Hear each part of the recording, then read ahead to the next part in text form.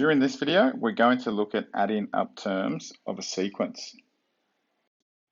With our example here, we're using sigma notation.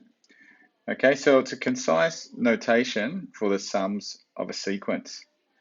So with the first one here, it's saying evaluate the function n squared for all integers from n equals 2 to n equals 5, then add up the resulting values.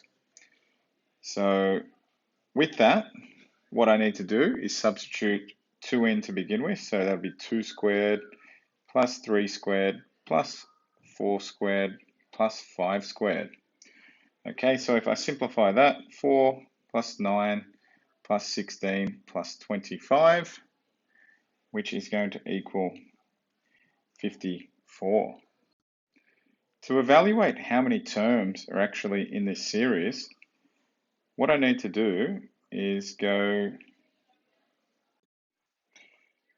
top number here minus the bottom one plus 1. So for example, 5 minus 2 plus 1, it's going to be 3 plus 1, tells me that there's 4 terms. Okay, we can see it clearly, 1, 2, 3, 4.